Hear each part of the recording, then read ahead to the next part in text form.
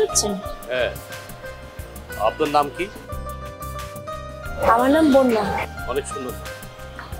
আপনি কি করেন? আমি গার্মেন্টসে চাকরি করি। আপনি এত সুন্দর একটা মেয়ে গার্মেন্টসে চাকরি করেন? এভাবে বলার কি আছে, গার্মেন্টসে চাকরি করা যায় না? আর সুন্দরী মেয়ে হয়েছি বিধায় যে আমি চাকরি করতে পারবো না গার্মেন্টসে, এমন কোনো কথা আছে? না, তা ঠিক আছে। আচ্ছা, আপনার বাসা কোথায়? আমার বাসা 3 নম্বর গলিতে। আপনার বাসায় কে কে আছে? দেখুন, এত কিছু জেনে আপনি কি করবেন? আপনার কিছু বলার থাকলে আপনি বলুন, আমার যেতে হবে। সত্যি কথা বলতে কি, মানে আপনাকে দেখার পরে না, মানে আমার ভালো লেগে গেছে। আর শুনেন,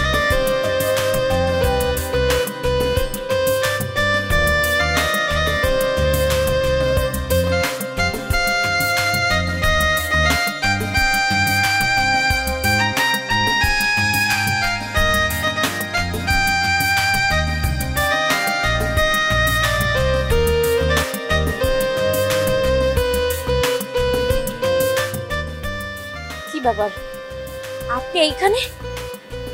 তার মানে কি আপনি আমাকে ফলো করতে করতে আমার বাসা পর্যন্ত চলে এসেছেন? জি, আমি আপনাকে সরাসরি কিছু কথা বলতে চাই। আমি আপনাকে বিয়ে করতে চাই। আপনি সব কি বলছেন? আপনার মাথা ঠিক আছে? আপনি বোধহয় পাগল হয়ে গেছেন। দেখেন, এগুলো বলবেন না প্লিজ, আপনি যান এখান থেকে। আমাকে নিরাশ করবেন না প্লিজ। দেখুন, আপনাকে আমি যেদিন থেকে দেখছি, আমি ওই দিন থেকেই না আমি আপনাকে ভালোবেসে দেখছি। মানে এক কথায় আমার অন্তরে অন্তঃস্থল থেকে আমি আপনাকে ভালোবাসি। আমি আপনাকে আমার ঘরের বউ করে নিতে চাই। আপনার মাথা না সত্যিই খারাপ হয়ে গেছে। আপনি আমার সম্পর্কে কিছুই জানেন না, আর জানলে হয়তো এরকম অফার আমাকে দিতেনও না। জানতে হবে না, আর আমি বেশি কিছু জানতেও চাই না। আপনাকে পছন্দ হয়েছে, আমি আপনাকে বিয়ে করতে চাই, বাস এতটুকুই। দেখুন, আমি একটা এতিম মেয়ে, আমার বাবা নেই। আমি আমার মাকে নিয়ে এই ছোট্ট ঘরে থাকি। আমি গার্মেন্টসে চাকরি করি। এই চাকরির টাকা যতটুকু আসে, এটা দিয়েই মা মেয়ে কোনো রকমে চলে যায়। কিন্তু জানেন, আমার না একটা স্বপ্ন আছে। আমি পড়াশোনা করে অনেক বড় কিছু করব। আমি আপনার সব স্বপ্ন পূরণ করব, শুধু আপনি আমার একটা সুযোগ করে দেন। আমি আপনার পাশে থাকতে চাই। তাছাড়া আমি আপনার মাকেও দেখব, কথা দিলাম আমি। আপনি আমাকে বিশ্বাস করতে পারেন। আপনি যে কি বলছেন না, আপনি যেরকমটা ভাবছেন সবকিছু এতটা সহজ না। আপনি প্লিজ জানতে এসব কথা আমাকে বলবেন না। আপনি জান এখান থেকে, আমার মা দেখতে পেলে অনেক বড় সমস্যা হয়ে যাবে। কি রে মা, উনি কে? আসসালামু আলাইকুম। ওয়ালাইকুম আসসালাম। মা, উনি রাজু, ভালো একটা ব্যবসা করেন। আসলে উনি বলছেন যে উনি আমাকে পছন্দ করে। উনি আজ আমার বাসা অবধি চলে এসেছে আমাকে বিয়ে করার প্রস্তাব দেওয়ার জন্য। এখন তুমি যেহেতু এসেই পড়েছো, তুমি নয় ওনার সাথে কথা বলে নাও। আমরা গরিব মানুষ, আমরা তো তোমাদের পাশে দাঁড়ানোর কোনো যোগ্যতাই নেই। তোমার মা বাবাকে মেনে নিবে? ছোটবেলা থেকে আমার বাবা মা আমার কোনো আবদারি অপূর্ণতা রাখে নাই। আশা করি আপনার মেয়েকে আমার বাবা মেনে নিবে। তবুও বাবা, একটা কথা থেকেই যায়, আমরা গরিব মানুষ, তোমাকে চিনি না জানি না, এইমাত্র দেখলাম তোমার কে আছে না আছে। আমার মেয়েটাকে তো আমি ভাষায় দিতে পারি না। যদি গার্জিয়ান মেনে না নিল, তাড়ায় দিল, তখন আমার মেয়েটার কি হবে? আন্টি, আপনি আমাকে বিশ্বাস করতে পারেন, আমার উপরে ভরসা রাখতে পারেন। আমি আর 10টা ছেলের মতো না। প্লিজ, আপনি আমাকে নিরাশ করবেন না। আমি অনেক আশা নিয়ে আসছি। তুমি যেহেতু এত করে বলতেছো, আমি রাজি। আচ্ছা আচ্ছা, তাহলে আমি যাই। আমি গিয়ে বিয়ের প্রসেস করি। জি জি, আসসালামু আলাইকুম।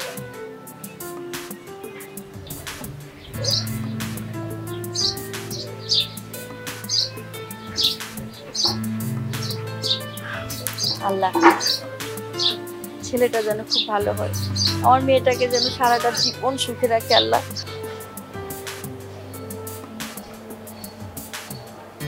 মা, কি করতেছ? এই একটু বই পড়তেছিলাম।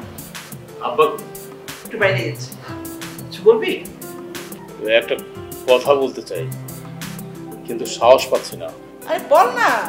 আমি একটা মেয়েরে পছন্দ করছি, আমার ভালো লাগছে। আমি ওই মেয়েরে বিয়ে করতে চাই। সত্যি? ও মাই গড, যাক এতদিন পর আমার ছেলে একটু সুবুদ্ধি হলো। এত মেয়ে দেখালাম, একটা মেয়ে তোর পছন্দ হয়নি। এইবার যে আমার ছেলের জন্য একটা পুত্রবধূ আমি পাবো তাহলে। তা মেয়ের বাবা কি করে? না, বাবা নেই। ও আচ্ছা, মা? মা কি করে? মা কি করবে? মা গৃহিণী। আর মেয়ে? মেয়ে মেয়ে আরে মেয়ে মেয়ে করছিস কেন? কি লেখাপড়া করে, পাশাপাশি জব করে, নাকি ব্যবসা করে? মেয়ে গার্মেন্টসে চাকরি করে। গার্মেন্টস কর্মী? তুই একটা মেয়েকে পছন্দ করেছিস, সেই মেয়েটা গার্মেন্টসে চাকরি করে, আর সেই মেয়ের কথা তুই আমাকে বলতে এসছিস? তোর এত সাহস বেড়ে গেছে? মা, তাতে কি হয়েছে? মেয়েটা সুন্দর, শিক্ষিত, অনেক ভদ্র। চুপ! ওই মেয়ে সম্পর্কে আমি একটা কথা শুনতে চাই না। ছি, তোর রুচি এত অধপতন হয়েছে। ছি ছি ছি ছি ছি। আমি আমার আত্মীয় স্বজনকে কি বলবো? আমি এই সমাজে মুখ দেখাবো কি করে?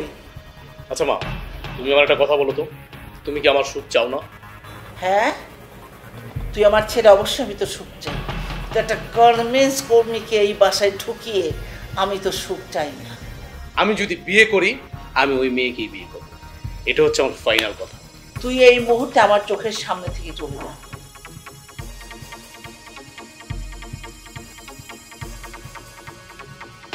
ছি ছি ছি ছি, আমি এখন কি করবো? হে আল্লাহ, তুমি একটা পথ দেখাও। আমি আমি কিছু ভাবতে পারছি না। এই, তুমি কোথায় থাকো? কাজের সময় তোমাকে পাওয়া যায় না? কেন, কি হয়েছে? ছি, বলতে লজ্জা লাগছে, আমার ঘেন্না লাগছে। একটা গার্মেন্টসের মেয়েকে সে ভালোবাসে, সে নাকি ওই মেয়ে ছাড়া আর কাউকে বিয়ে করবে না। ওর এত বড় সাহস! ওরা এত ভালো ভালো মেয়ে দেখেছি, ওর পছন্দ করে নাই। বুঝছি, তোমার লাইফে ভেবে ওই মাথায় উঠেছে। খবরদার, একটিবার আমার কথা বলবে না, একবারের জন্য না। যদিও নষ্ট হয়ে থাকে তোমার জন্য হয়েছে।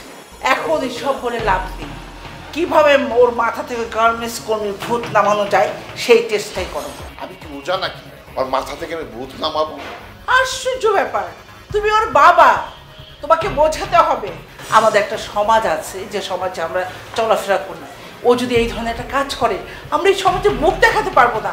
তাছাড়া আত্মীয় স্বজন কিভাবে পরিচয় দিব? একটা গার্মেন্টস কর্মীকে আমার ছেলে বিয়ে করেছে। ঠিক আছে, তুমি একটু ঠান্ডা হও, বিষয়টা আমি দেখতেছি। তোমার ছেলে যদি ওই গার্মেন্টস কর্মীকে বিয়ে করে এই বাড়িতে নিয়ে আসে, তাহলে এই বাড়িতে কিয়ামত হয়ে যাবে।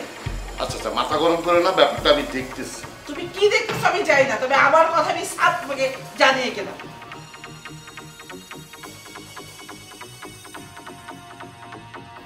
মা, মা,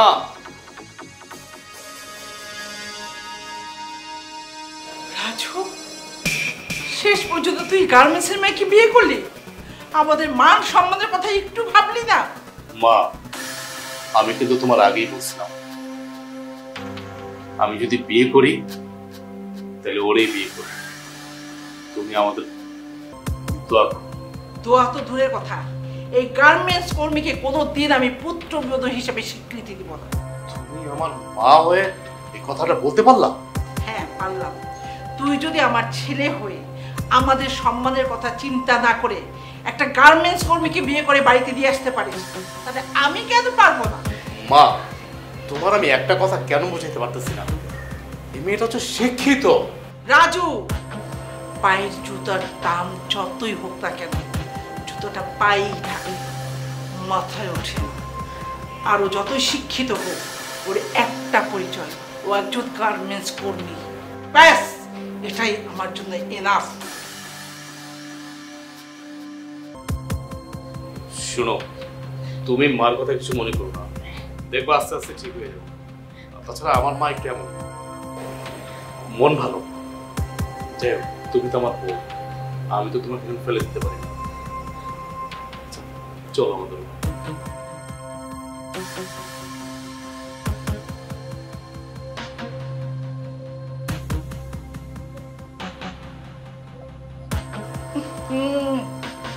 কি বিশ্রী গন্ধ আসছে, কি নোংরা। নিশ্চয়ই তোমার নানা, না হলে দাদা। আচ্ছা তুমিও তো তেমন, তাকে যে যে চেয়ার টেবিলে বসে খেতে দিয়েছো, এদের কি অভ্যাস আছে চেয়ার টেবিলে খাবার? তোমরা তো থাকতে বস্তিতে, বস্তিতে তো মাটিতে একদম আসন করে বসে তারপরে খেত, তাকে কিনা তুমি এখানে ধরে নিয়ে এসে চেয়ার টেবিলে বসিয়েছো। তোমার আক্কেল দেখে আমি অবাক হয়ে যাই। মা, আপনি আসলে যেমনটা ভাবছেন ওরকমটা না। আসলে উনি হচ্ছেন একজন রাস্তার ভিক্ষুক। এই ছোট লোকের বাচ্চা, তোর এত বড় সাহস, একটা ভিখারি রেখে তুই আমার চেয়ারে বসিয়েছিস? মা, আসলে আমি ওইভাবে ভেবে দেখিনি। উনি অনেক ক্ষুধার্ত ছিল তো, তাই ওনাকে খেতে দিতে বাসায় নিয়ে এসেছি। ও, উনি অনেক ক্ষুধার্ত ছিল, তাহলে বস্তিতে নিয়ে যাইতি, যেখানে তোর মা থাকে, সেখানে নিয়ে গিয়ে সেখানে খাওয়ায়, তারপরে এখান থেকে আসবি। তোর সাহস দেখে আমি অবাক হয়ে যাচ্ছি। এই ছোট লোকের বাচ্চা, এই বস্তির মেয়ে, এই গার্মেন্টস কর্মী, তোর এত বড় সাহস কিভাবে হয়? তোর স্বাদ মেটে নাই? আমার ছেলেকে বিয়ে করে আমাদের এই ফ্যামিলিটাকে একদম ধ্বংস করে ছেড়েছিস। আমি কোথাও মুখ দেখাতে পারি না, আমার কোনো আত্মীয় স্বজনকে আমি বাসা আনতে পারি না, শুধু তোর জন্য। আর এখন তুই তো এই বাড়িতে ঢুকছিস, এখন ফকির ঢোকাতে শুরু করছিস, এরপর কারে ঢুকাবি? মা, আপনি শুধু শুধু আমাকে ভুল বুঝছেন। আমি তো ওনার উপকারই করতে চাচ্ছিলাম। লোকটা অনেক ক্ষুধার্ত ছিল, তাই সাহায্য করতে এসেছিলাম। তোর যদি এতই সাহায্য করার ইচ্ছা থাকে, তাহলে তুই তোর টাকা দিয়ে বাইরে হোটেলে নিয়ে খাওয়াইতি। আমার ছেলের টাকা ধ্বংস করছিস কেন? আমার বাসায় কেন? মা, আমার ভুল হয়ে গেছে। আমি আগে যদি জানতাম যে আপনি এভাবে রিয়েক্ট করবেন, কখনই ওনাকে ঘরে ঢুকাতাম না, আর নাই টেবিলে বসাতাম। এই ফকির বাচ্চা, তুই এখন এখানে বসে আছিস? ওঠ।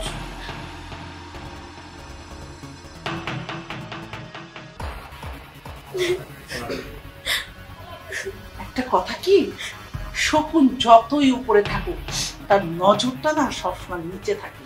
তোকে আমি যতই রাজবাড়িতে রাখি, তোর এই বস্তির স্বভাব আমি কখনো চেঞ্জ করতে পারবো না। শোন, আমার চেয়ার সাবান দিয়ে স্যাবলন দিয়ে ভালো করে তুই ওয়াশ করবি, বুঝেছিস আমি তোকে কি বলেছি?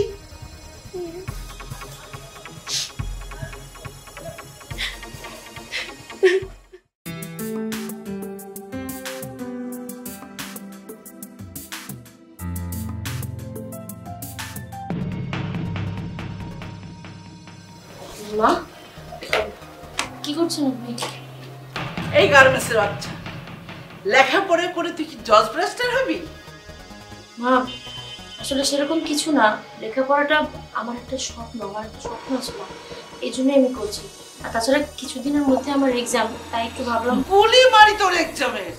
ওইদিকে যে চুলে আমার তরকারি পুড়তেছে, সেই দিকে কোনো খেয়াল আছে? মা, বিশ্বাস করেন, আমি পড়াতে এতটা মনোযোগ দিয়েছিলাম যে আমি তরকারির কথা একদম ভুলে গেছি। আমি এক্ষুনি যাচ্ছি। না, আর যাওয়ার দরকার নেই, ওগুলো আমি ফেলে দিয়েছি, তোর যেতে হবে না। তুই তো এখানে জমিদারিগিরি করতে আসছিস না, তোর জমিদারগিরি আমি ছুটিয়ে ছেড়ে দেবো আজ। আজ থেকে এই বাড়িতে কোনো লেখাপড়া হবে না। তোর লেখাপড়া, তোর এক্সাম, তোর স্বপ্ন সব আমি জাহান্নাম করে ছেড়ে দেবো। আমি যদি পড়াশোনা করে চাকরি বাকরি করে কিছু করতে পারি, তাতে তো আপনাদের সবারই মুখ উজ্জ্বল হবে, তাই না? মুখ তুমি নামাইছে যে আমি তো চাকরি করবো। আমাদের মুখ উজ্জ্বল হবে? একটা গার্মেন্টস কর্মী করবে আমাদের মুখ উজ্জ্বল? এই বই খাতা সব আমি পড়বো, তোর লেখাপড়া আজকে শেষ। মা, মা, আপনি এরকম পাগলামি করবেন না। মা, মা, আমার বইগুলো পড়বেন না। মা, এটা আমার একটা স্বপ্ন, প্লিজ মা।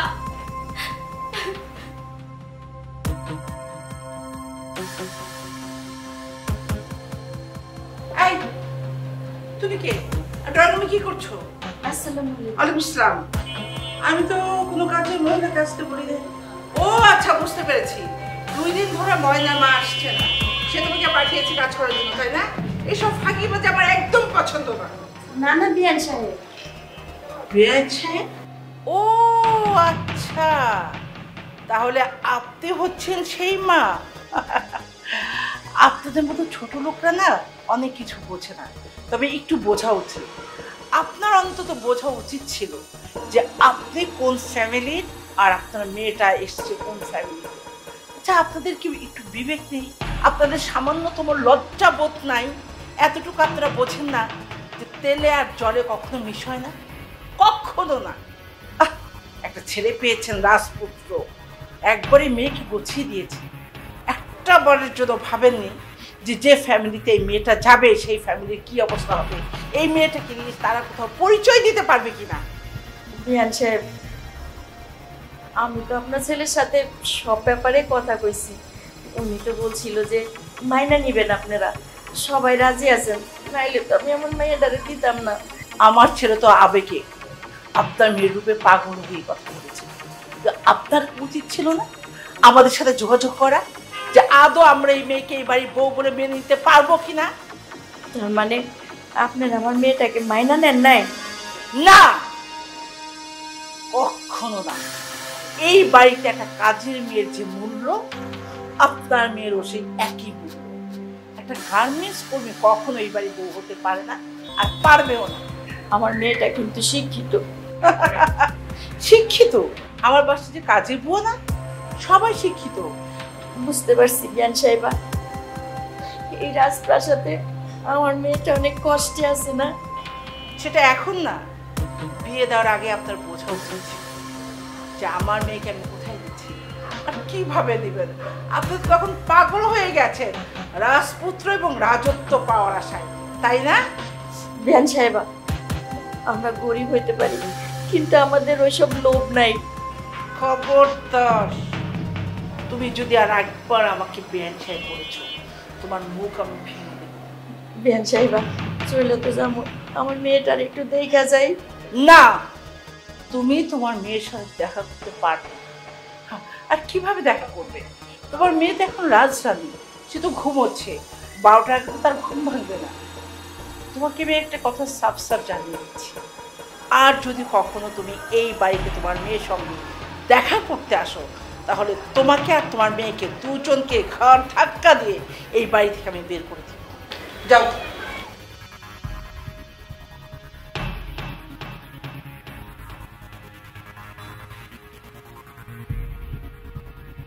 এরকম একটা মহিলা আমার বিয়ে, ছি, আমি ভাবতে পারছি না আমার ছেলেটা। উফ। মা, মা,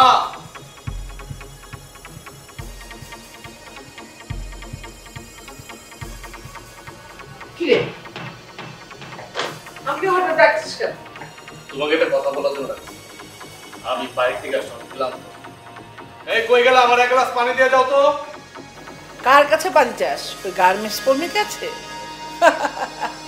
সারা জীবন গার্মেন্টসে চাকরি করেছে, আর এখন জমিদার গৃহিণী রাহান চৌধুরী, সে তো আর এখন বিছানা থেকে উঠবেই না, যে দেখ ঘুমোচ্ছে।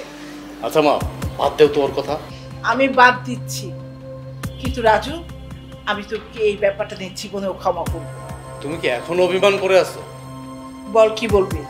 আচ্ছা শোনো, আমি তোমার যে জন্য ডাকছি, আমি একটা এক্সপোর্ট ইম্পোর্টের ব্যবসার মাল, অনেকগুলা মালের সন্ধান পাইছি। অনেকগুলা মাল কিনতে এখন মা প্রায় 50 লাখ টাকা লাগবে। 50 লাখ? ধরো ওই 50 লাখ টাকার মাল যদি আমি কিনি, তাইলে মনে করো আমি এই মালটা সপ্তাহখানিক বা 10 দিনের ভিতরে আমি 80 লাখ টাকা বিক্রি করতে পারবো হ্যান্ড ক্যাশ। ধরো আমাদের 30 লক্ষ টাকা ইনকাম, প্রায় 10-12 দিনের মধ্যে টাকাটা চলে আসবে আমাদের কাছে। আমি মালটা হাতছাড়া করতে চাচ্ছি না মা। আমার মালটা যে কোনো বিনিময়ের মূল্য হোক, আমার মালটা কিনতেই হবে। কিন্তু এত টাকা তো তোর বাবার কাছে নেই। তুমি ঠিকই বলছো, আব্বার কাছে তো এত টাকা নাই, আর আমার কাছে তো টাকা নাই। আমার ব্যাংকে সব মিলে হয়তো 12-13 লাখ টাকার মতো হবে। 50 লাখ টাকার মা, এক্সপোর্ট ইম্পোর্টের মাল কিন্তু সবসময় পাওয়া যায় না। এখন আমি কি করি বলো তো? আমার তো মাথায় কিছু ঢুকতেছে না। আচ্ছা মা, একটা বুদ্ধি করলে কেমন হয়? আমি তোমাকে সাজেস্ট চাচ্ছি, এই ফ্ল্যাটটা একটা ব্যাংকের কাছে বন্ধক রাখি, বন্ধক রেখে 50 লাখ টাকা নেই। ফ্ল্যাট বন্ধক রাখবি? ব্যাপারটা কি ঠিক হবে? শোনো, ব্যবসার আগে কিছু নাই। যদি কোটি কোটি টাকা কামাইতে হয়, ভালো থাকতে হয়, লক্ষ লক্ষ টাকা কামাইতে হয়, তাহলে ব্যবসা করতে হবে। আর তুমি ভালো করে জানো, আমি ব্যবসাটা অনেক দিন ধরে করতেছি। আমার পুঁজি কম ছিল, এখন তো মাশাআল্লাহ ভালো পুঁজি। এখন আরও যদি ভালো হয় দিনে দিনে, তো ভালো না? কারণ খরচ তো বাড়তেছে। রাজু, তুই আমাদের একমাত্র ছিল, তোর ভবিষ্যতের জন্য আমরা সব কিছু করতে পারি। তবে আমার মনে হয় তোর বাবার সাথে একটু কথা বলা উচিত। না মা, না, বাবার সাথে আমি কথা বলবো না। কারণ বাবার সাথে আমি কথা বললে বাবা ফ্ল্যাটটা কোনো মতেই বন্ধক রাখতে দিবে না। আমি তো বাবাকে চিনি ভালো করে। তুমি রাজি থাকো, বাস এনাফ। পরে আমি বাবারে ম্যানেজ করে দেবো, তুমি জাস্ট বলো হ্যাঁ। ওকে, তুই যেটা ভালো মনে করিস সেটা কর। তোর প্রতি আমার আস্থা এবং বিশ্বাস দুইটাই আছে। তুমি যে আমাকে পারমিশন দিছো এটি আমার কাছে সবচেয়ে বড় প্রাপ্তি। তুমি চিন্তা করো না মা, তোমার ফ্ল্যাট সই সালামতে থাকবে। আচ্ছা মা, তাহলে আমি রুমে যাই।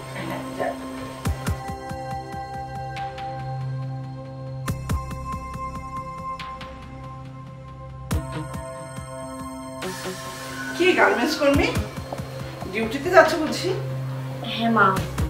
খুব ভালো, এক কাজ করো, এই নাও, এই বোরকাটা পরে যাও। মা, আমি তো শাড়ি সুন্দর করে পরি, তারপরে ডিউটিতে যাই। হ্যাঁ, আমি তো দেখতে পাচ্ছি তুমি সুন্দর করে শাড়ি পরে যাচ্ছ এবং সবাইকে জানান দিয়ে যাচ্ছ যে তুমি এই ফ্যামিলির বউ, তাই না? আমার ছেলে তো তোমার মতো ছোট লোককে বিয়ে করে মান সম্মান যা ছিল সব শেষ করেছে, এখন বাকিটা কি তুমি শেষ করতে চাও? আসলে তুমি যে বস্তি থেকে একদম তো বের হয়ে আসতে পারোনি, কেন তোমাকে চাকরি করতে হবে? তোমার যে ফ্যামিলিতে বিয়ে হয়েছে, তোমার লজ্জা করে না গার্মেন্টসে চাকরি করতে?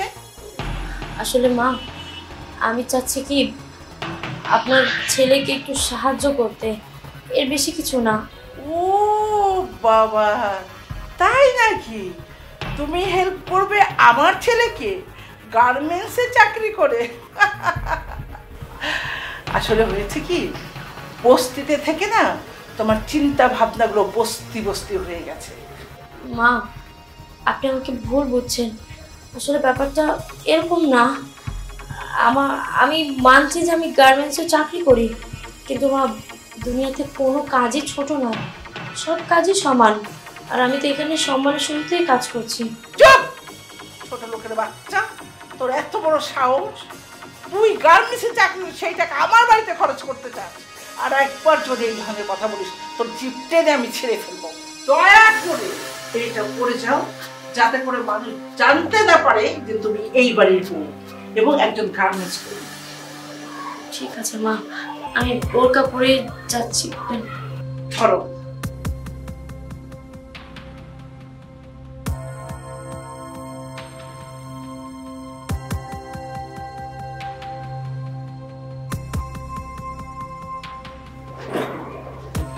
কি তুমি বসে আছো? মা বললো তুমি নাকি ঘুমাচ্ছ। ঘুম থেকে উঠেই ফ্রেশ হওয়ার জন্য ওয়াশরুমে যাচ্ছিলাম, তখনই তোমার গলা শুনলাম, বুঝলাম যে তুমি এসেছো। আসলে তোমার সাথে আমার কিছু কথা ছিল। কি কথা? তুমি এতক্ষণ মার সাথে যে কথাগুলো বলছিলে আমি সব শুনেছি। দেখো, আমার কেন যেন তোমার এই সিদ্ধান্তে মন টানছে না। সত্যি বলতে আমার কেন যেন ভয় লাগছে, একটু রিস্ক হয়ে যাচ্ছে না? তুমি এই ফ্ল্যাটটা বন্ধক রেখে তারপর ওই টাকা দিয়ে মাল কিনতে চাইছো, তাও আবার গার্মেন্টসের জন্য। দেখো, আমি তো নিজেই গার্মেন্টসে কাজ করি, আমি এটা সম্পর্কে খুব ভালোভাবে জানি। এটা না একটু রিস্ক হয়ে যায়। হ্যাঁ, তুমি যেটা শুনছো সত্যি। আমি গার্মেন্টসের ব্যবসা করি। এখন বলতে হয় তুমি কিন্তু গার্মেন্টসের চাকরি করো, তো তোমার আমার মধ্যে ডিস্টেন্স বলো তো? তুমি একজন চাকরিজীবী, আমি একজন ব্যবসায়ী। তা আমি কি করব না করবো সেটা একান্তই আমার ব্যক্তিগত ব্যাপার। ওখানে মুনাফা হবে বিধায় তো আমি মালগুলো কিনবো, এই ফ্ল্যাটটা বন্ধ রেখে। তোমার সমস্যা কোথায়? তুমি আমাকে ভুল বুঝছো। আর হ্যাঁ, আমি কর্মচারী ছিলাম, মানুষ ছোট থেকেই বড় হয়। আর এখন আমার প্রমোশন হয়েছে, আমি সুপারভাইজার হয়েছি গার্মেন্টসের। আর এখন আমি আরও খুব ভালোভাবেই সব নিয়মকানুন, রুলস সব কিছু জানি। এখন তুমি যে রিস্কটা নিতে চাচ্ছ, এটা আসলেই একটু বেশি রিস্ক হয়ে যাচ্ছে। দেখো, তুমি আমাকে জ্ঞান দিও না। মনে হচ্ছে আমাকে তুমি বিয়ে করছো, এই কিন্তু আমি তোমাকে করছি। সো তুমি তোমার চরকায় তেল দাও, আমি আমার চরকায় তেল দিই। আমার কথাটা একবার বোঝার চেষ্টা করো। এখন বেশি কথা না বলে আমি বাইরে থেকে আসছি, আমার জন্য এক গ্লাস ঠান্ডা পানি নিয়ে এসো, যাও। ঠিক আছে।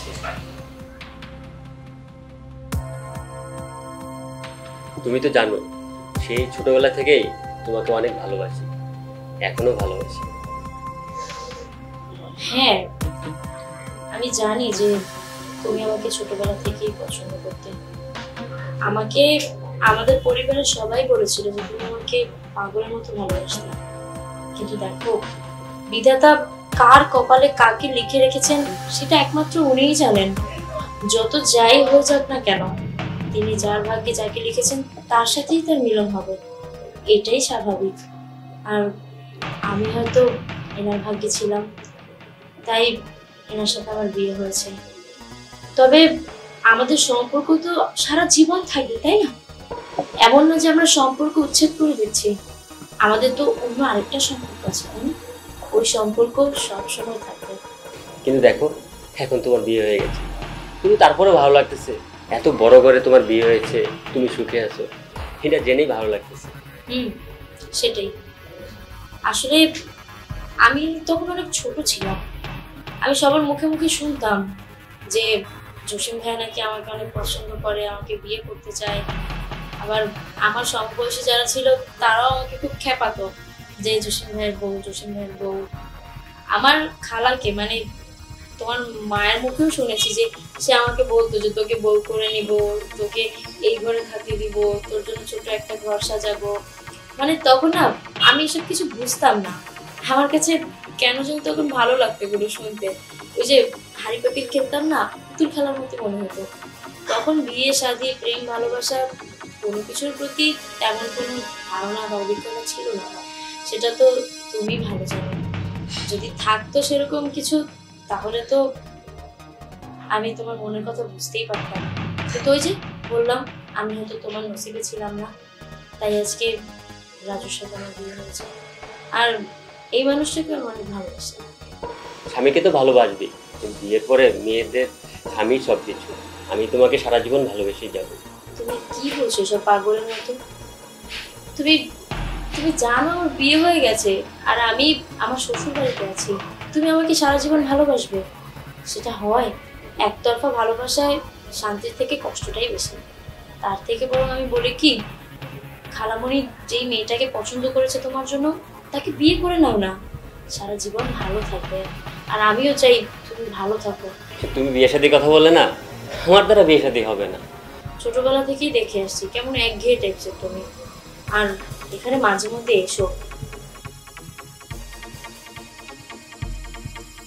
কিরে, আমার মা যা বললো তা কি ঠিক, নাকি সত্য?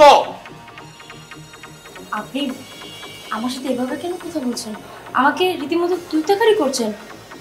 আপনার ব্যবহার তো এরকম ছিল না। এই তোর মতো 2 টাকার গার্মেন্টস কর্মীর সাথে কি আমার ব্যবহার শিখতে হবে? আমার ব্যবহার শিখতে হবে? আমি তোরে যেটা জিজ্ঞেস করছি স্রেফ তুই এটার উত্তর দে। আমার মা যা বলছে তা সত্য কি না? আপনিও শেষমেশ আপনিও আমার সাথে এই ধরনের ব্যবহার করছেন, আমাকে খোঁটা দিচ্ছেন। আপনি তো এমন ছিলেন না। তুই আমারে বাধ্য করছ তেমন করতে। আমি তোরে এখন যেটা জিজ্ঞেস করব তুই স্রেফ ওইটার উত্তর দিবি। আমার মা যা বললো তা সত্য কি না? বলছি, আপনার মা আপনাকে কি বলেছে আমি সঠিক জানি না, আর না আমি শুনেছি। তবে এটা সত্যি আমার খালাতো ভাই এসেছিল, তার সাথে আমার কথা হয়েছে, কিন্তু সে আসে আমার মার খোঁজ খবর দেওয়ার জন্য। আর তাছাড়া হ্যাঁ, এটা সত্যি যে তার সাথে ছোটবেলা আমার বিয়ে ঠিক হওয়ার কথা ছিল, কিন্তু বিয়েটা হয়নি, আমি তো ছোটো ছিলাম। আর এটাও সত্যি যে আমার খালাতো ভাই আমাকে পছন্দ করে, কিন্তু বিয়েটা তো আপনার সাথে হয়েছে, তাই না?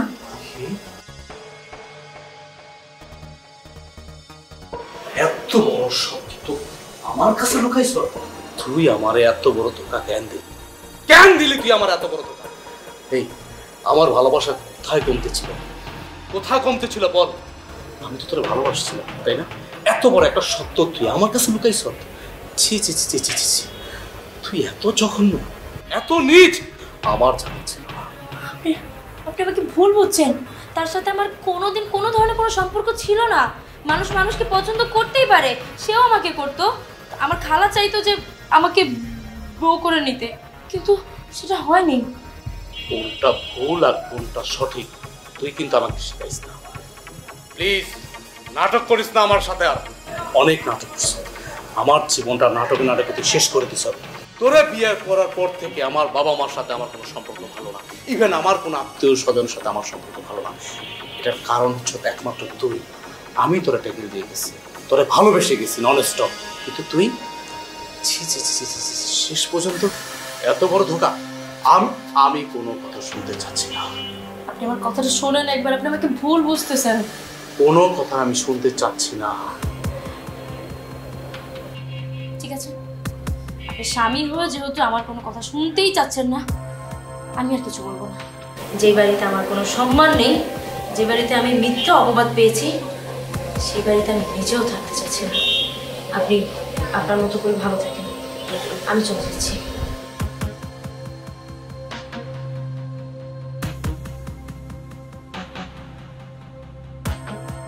বাবা তুই কিছু মনে করিস না, সব ঠিক হয়ে যাবে। আপদ বিদে হয়েছে, আমি ওর চেয়ে সুন্দর দেখে শিক্ষিত দেখে কিন্তু বিয়ে দেবো। তুই কোনো টেনশন করিস না বাবা। মা, আমি আর বিয়ে করবো না, আমার বিয়ের সামনে ঠিক আছে। আমি তোমার কথা আগে শুনি নাই, আমি যদি তোমার কথা শুনতাম তাহলে আজকে আর এই দিনটা আমার দেখতে হতো না। আমার জন্য তোমরা কত ত্যাগ স্বীকার করছো, অথচ আমি অনেক বড় ভুল করে ফেলছি মা। আপা, আমি অনেক বড় ভুল করে ফেলছি, আমার তোমরা মাফ করে দাও। বাবা রে, আমি তো তোরে অনেক কইছি, বুঝাইছি, তুই আমার কথা শোনস না, এখন তুই বুঝবি। মাফ করে দাও মা, আমি আর তোমাদের কথার বাইরে কখনোই যাবো না। মাফ করে দাও। বাবা সব ঠিক হয়ে যাবে, তুই একটু চিন্তা করিস না বাবা, সব ঠিক হয়ে যাবে।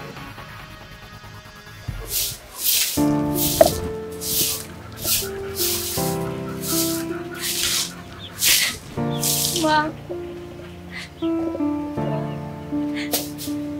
আমি ব্যর্থ মা, আমি সংসারটা করতে পারলাম না, আমার সংসারটা ভেঙে গেছে মা। কি বলছিস তুই এসব? সংসার ভেঙে গেছে মানে? এটা কি মুখের কথা? কি হয়েছে আমার কাছে ক দেখি। মা, এটা হয়তো আমার কপালেই ছিল। সেদিন ও তোমার হাত ধরে কি বলেছিল যে ওর পরিবারের একমাত্র সন্তান, ওর বাবা মা ওকে মেনে নিবেই। কিন্তু মা বিশ্বাস করো, আমাকে বিয়ে করে নিয়ে যাওয়ার পর থেকে ওর মা এক মুহূর্তের জন্য আমাকে বউ হিসেবে মেনে নিতে পারেনি। দিনের পর দিন আমার উপরে টর্চার করেছে, মানসিকভাবে আমাকে অনেক হেনস্থা করেছে মা। কিন্তু আমি তোমার অবস্থা চিন্তা করে কখনো তোমাকে কিচ্ছু জানাইনি। আমি ভেবেছিলাম আমার স্বামী তো ঠিক আছে, কিন্তু জানো মা, শেষমেশ তারা সবাই আমাকে মিথ্যা অপবাদ দিয়েছে। তোমার বোনের ছেলেকে নিয়ে আমাকে যা নয় তা বলেছে। মা, তোমরা ছোটবেলায় ওর সাথে আমার বিয়ে ঠিক করেছিলে মা, আমি জানি। আমার খালাতো ভাই আমাকে সেই ছোটবেলা থেকেই পছন্দ করতো, কিন্তু মা আমি তো তখন ছোট ছিলাম, তাই না বলো? আমি তখন প্রেম ভালোবাসা বিয়ে এসবের কি বুঝতাম? আর না বড় হবার পরেও কোনোদিন আমার খালাতো ভাইয়ের সাথে আমার কোনো ধরনের কোনো সম্পর্ক ছিল। ও যখন আমার বাসায় গেল, আমার সাথে কথা বলতে, আমাকে দেখতে বা ওর কাছ থেকে আমি তোমার খোঁজ খবর নিতাম, কিন্তু মা ওর এই আসা যাওয়ার মধ্যে আমার শাশুড়ি ওকে নিয়ে আমার নানান ধরনের বদনাম উঠিয়ে দিয়েছে। আর আমার হাজবেন্ড সেটা বিশ্বাস করেছে মা। আজকে ও আমার গায়ে হাত তুলেছে। আমার পড়াশোনা, আমার চলাফেরা, আমার কাজকর্ম সবকিছু নিয়ে প্রতিনিয়ত ওরা আমাকে অত্যাচার করে মা। সবকিছু মিলিয়ে আজকে আমাকে বাড়ি থেকে ওরা বের হয়ে যেতে বাধ্য করেছে। আমি তোমার কাছে চলে এসেছি মা। আমার তো একটা আত্মসম্মান বোধ আছে নাকি বলো? আমি যেখানে অপরাধ করিনি, কেন আমি সেখানে অপরাধী হব? আমি সবকিছু মেনে নিতে পারিনি মা, আমি চলে এসেছি। মারে, বিয়ের পরে মেয়েদের স্বামীর ঘরে সবকিছু, তারপরে তোর একটু ধৈর্য ধরে থাকা উচিত ছিল। তুই আমারে খবর দিত। মা, মেয়ে হয়েছি বলেই কি অপরাধ করেছি নাকি? সবকিছু মুখ বুঝে সহ্য করতে হবে? ওরা আমাকে দিনের পর দিন অত্যাচার করবে, অন্যায় ভাবে আমার সাথে ব্যবহার করবে, আমাকে অপবাদ দিবে, আমি সবকিছু মেনে নিব? আমি কি অপরাধ করেছিলাম মা? মা, আমি এগুলো মানতে পারছিলাম না মা। আমি উপায় না পেয়ে এখানে চলে এসেছি মা। শোন মা, তোর মুখের কথা আমি শুনছি, যা হবার হয়েছি। আমি তোরে নিয়ে তোর শ্বশুর বাড়ি যাবো, আমি ওনাদের সাথে কথা বলবো, আমি তোর শাশুড়িকে বুঝায় বলবো। না মা, আমি একবার যেখান থেকে বের হয়ে এসেছি সেই বাড়িতে আমি আর এক পাও দেব না, কোনো দিনও না। তারা আমাকে সম্মান করে না, তোমাকে সম্মান করে না।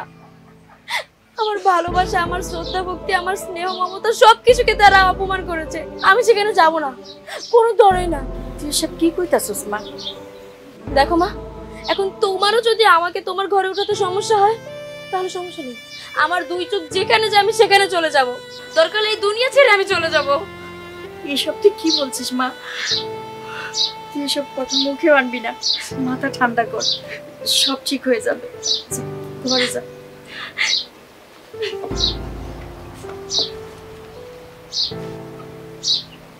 আল্লাহ,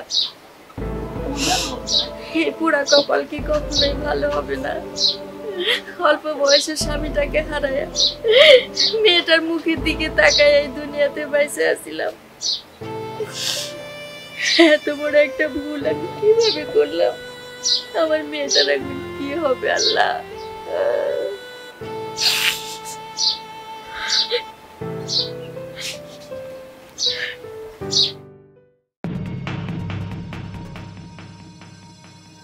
এই যে আপনি এখানে বসে মনে সুখে চা খাইতেছেন, আর এদিকে তো সর্বনাশ হয়ে গেছে। গা কি হয়েছে? ব্যাংকের থেকে আমার ফোন দিয়ে আমার মাথাটারে পাগল মনে হালাইছে। আপনি আর আপনার ছেলে এই ফ্ল্যাটটারে বন্ধ করে 50 লাখ টাকা যে লোন নিছেন, সেই লোনের খবর কি? কোনো ইন্টারেস্ট দিছে? কোনো ইন্টারেস্টও দেয় না, লাভও দেয় না। আসলে ও এসে যেভাবে আমাকে বললো, আমি আর না করতে পারলাম না। ও বললো 50 লাখ টাকা দিয়ে যদি ব্যবসাটা শুরু করে 30 লাখ টাকা প্রফিট হবে। আমি তো এই জন্যই ওকে দিলাম। আচ্ছা, এই ফ্ল্যাটটা বন্ধক রাখার আগে আমার কি একটাবার জানাবার মনে করছো? করো নাই। আপনি আর আপনার ছেলে দুইজনে মিল্লা বুদ্ধি করে এই ফ্ল্যাটটা বন্ধক রাখছেন, টাকা দিতে পারে না। কদিন পরে এই ফ্ল্যাটটা তো নিলামে উঠবো, তখন কই থাকবে? তখন তো রাস্তায় থাকতে হইব, ভিক্ষা করতে হইব। বিশেষ করে আমি আসলে বুঝতে পারিনি। আমি কিন্তু রাজুকে বলেছিলাম যে তোর বাবার সাথে কথা বলবো। ও বললো যে তুমি, তোমার মাথা গরম, তুমি রাজি হবে না, এই জন্য তোমার সাথে কথা বললাম। আচ্ছা, আপনার ছেলে যে 50 লাখ টাকার মালটা কিনলো, সেই মালটা কোথায়? আসলে এখানে রাজুর কোনো দোষ নেই। ওকে যে স্যাম্পল দেখিয়েছে সেটা না দিয়ে অন্য মাল দিয়ে দিয়েছে। এখন সে মালগুলো গোডাউনে আছে। রে, কি ভুলটা করছি! তোমার নামে ফ্ল্যাটটা লেখা দিয়ে আমি মহা ভুল করছি। আমার তো মায়ান মরণ, কদিন পর রাস্তায় থাকতে হইব। শোনো, আমি এর আগেও নাই পিছও নাই। তোমরা মা আর পোলায় এই দুজনে যে বুঝো কি করবা।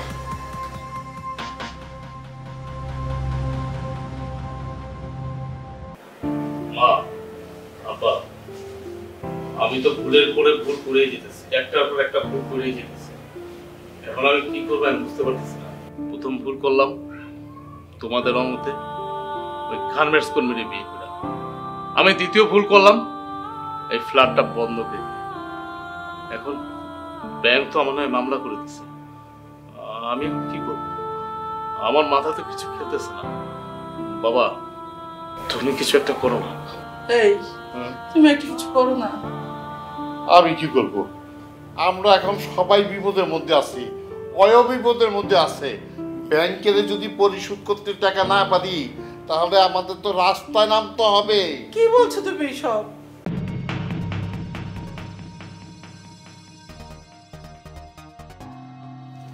এই, তুমি সে গার্মেন্টস কর্মী না? কোন সাহসে এই বাড়িতে ঢুকেছো? ও, সাথে আবার পুলিশ নিয়ে এসছো? কি মনে করেছো পুলিশ আনলে তুমি এই বাড়িতে আবার সংসার করতে পারবে? কখনো না। আমি বেঁচে থাকতে এই বাড়িতে তুমি জীবনে সংসার করতে পারবে না। না, অনেক বলেছো। প্রথমত, আমি একজন গার্মেন্টস কর্মী না, আর দ্বিতীয়ত আপনারা প্রত্যেকে আমাকে আপনি করে কথা বলবেন। যদিও আমার পরিচয় শোনার পর আপনারা এমনিতেই আমাকে আপনি করবেন। কি পরিচয় তোমার? আপনার ছেলে যে ব্যাংকের কাছে এই বাড়িটা বন্ধক রেখে টাকা এনেছিল, আর ঠিক সেই ব্যাংকের বর্তমান ম্যানেজার। বোমা, বোমা, বোমা, প্লিজ বোমা, তুমি এই কাজটা করো না। আমার ছেলেকে ধরে নিয়ে যেও না। আর এই বাড়িটা যদি নিলামে ওঠে, আমাদের রাস্তায় গিয়ে নামতে হবে। প্লিজ বোমা, তুমি তুমি তুমি এই কাজটা করো না। আমি এই বাড়িতে না তো বউ হওয়ার জন্য এসেছি আর না তো নতুন করে সংসার শুরু করার জন্য এসেছি। আমি আমার ডিউটি পালন করতে এসেছি। আপনার ছেলে যে সময়টা আমাদের কাছ থেকে নিয়েছিল সেই সময়টা অলরেডি অতিবাহিত হয়ে গেছে। তারপরে যে এক্সট্রা সময় দিয়েছিল সেটাও শেষ। এই জন্য ওনার বিরুদ্ধে অ্যাকশন নেওয়া হয়েছে। ওনাকে এখন থানায় যেতে হবে। পুলিশ এসেছে আমাকে গ্রেফতার করার জন্য। আর দলিল মোতাবেক আপনাদের এই বাড়িটা নিলামে উঠবে। আমরা অনেক ভুল করেছি, এটা সত্যি কথা। তোমাকে কোনো কিছু বলার মতো ভাষা আর নেই। তবু মা হিসেবে আমি জোরহাত করছি, তুমি একটা কিছু করো বৌমা, আমাদেরকে এই বিপদ থেকে উদ্ধার করো। ও কিছুক্ষণ আগে না আমাকে গার্মেন্টস কর্মী বলছিলেন, এখন আমি বোমা হয়ে গেলাম? না স্বাভাবিক, এখন তো বিপদে পড়েছে। মায়ের কাছে চিপায় পড়লে তো সবার কাছ থেকে সত্যি কথা বের হয়ে যায়, সবাই সবাইকে ভালোবাসে। আপনার ছেলে তার কথা রাখতে পারেনি। আর কাগজ কলম কখনো আবেগ দেখে না, আর না কখনো সম্পর্ক দেখে। তাই আপনার ছেলেকে তো এখন জেলে যেতেই হবে। আর আপনাদের বাড়িও নিলামে উঠবে। এখন আপনারা কোথায় থাকবেন নাকি রাস্তায় নেমে যাবেন সেটা তো আমার দেখার বিষয় না। বৌমা এবার হচ্ছে মাফ করে দাও না, আর ভুল করবো না। দেখুন, আবেগ দিয়ে না কখনো পেট চলে না, কথাটা আপনিও আমাকে একদিন বলছিলেন। আর আপনি ভালো করেই জানেন যে আমি এখন ডিউটিতে আছি, আর দায়িত্ব পালনে আমি সবসময় অটুট থাকি। আপনারা কি অতীতের কথা ভুলে গেছেন? হ্যাঁ, আমি আপনাদের বাড়ির বউ ছিলাম, আপনার স্ত্রী ছিলাম। আমাকে মিথ্যা অপবাদ দিয়ে আমাকে দিনের পর দিন আপনার মা টর্চার করে এই বাড়ি থেকে বের হয়ে যেতে বাধ্য করেছিল। আমি সেদিন বারবার বলার চেষ্টা করছিলাম যে আমার খালাতো ভাইয়ের সাথে আমার কোনো ধরনের কোনো অবৈধ সম্পর্ক ছিল না। সে ছোটবেলা আমাকে পছন্দ করতো, তার মা আমাকে নিতে চেয়েছিল, ব্যাস এতটুকু। কিন্তু আপনারা আমাকে ভুল বুঝে আমার কথা না শুনে আমাকে মিথ্যা অপবাদ দিয়েছিলেন, কলঙ্ক দিয়েছিলেন আমার নামে। আর আপনার মা কি করেছিল? আমাকে পড়াশোনা করতে দেয়নি, আমার বই খাতা নিয়ে আগুনে পুড়ে ফেলেছিল। কিন্তু আমি আন্তর্জাতিক থাকিনি। আমি সেই গার্মেন্টসে চাকরি করে সেই টাকা দিয়ে পড়াশোনা করে আজকে এই পজিশনে এসেছি। রাজু, আমি তোমার কাছে যে মাপ চাবো সে মাপ চাওয়ার ভাষা আমার নাই। আমি তোমার সাথে দিনের পরে দিন, রাতের পর রাত অনেক অন্যায় করছি, অনেক অত্যাচার করছি। আমি তোমাকে চিনতে পারি নাই। আমি ভুল করছি, অনেক বড় ভুল করছি। তাই আমি তোমার স্বামী হিসেবে আমার তুমি মাফ করো। এত মাপ চাওয়ার কিছু নেই, আর এত আবেগ দেখানোর সময় নেই। আপনি প্লিজ চলুন। এটাই কি তোমার শেষ কথা? এটা যদি তোমার শেষ কথা হয় তাহলে চলো, আমাকে থানায় নিয়ে চলো, আমি যেতে রাজি। চলো। বৌমা, মানুষ যদি ভুল করে আল্লাহর কাছে ক্ষমা চায়, আল্লাহ মাফ করে দেয়। তুমি তো মানুষ, তোমার কি উচিত না এই ফ্যামিলিটাকে বাঁচানো? একমাত্র তুমিই পারো এই ফ্যামিলিটাকে, ডুবে যাওয়া ফ্যামিলিটাকে আবার নতুন করে বাঁচিয়ে তুলতে। প্লিজ বৌমা, তুমি আমাদেরকে ক্ষমা করে দাও। হ্যাঁ বৌমা, আমাদেরকে তুমি ক্ষমা করে দাও বৌমা। না, আপনি এভাবে আমার সামনে বারবার কেন হাত জোর করছেন? আমার খারাপ লাগছে। আর বাবা, আপনি তো আমার গুরুজন না, আপনি এভাবে বলবেন না প্লিজ।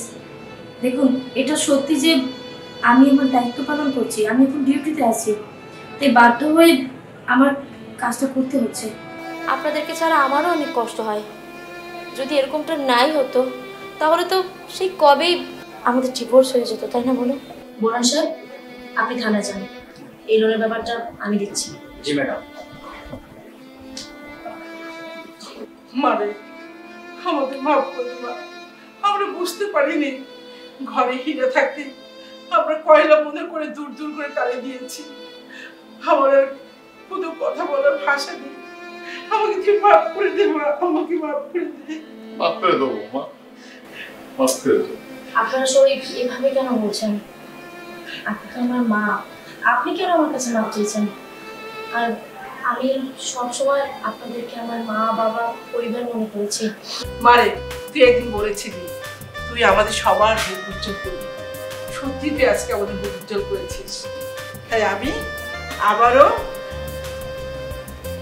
আমাদের ফ্যামিলিটা আজ থেকে হ্যাপি ফ্যামিলি।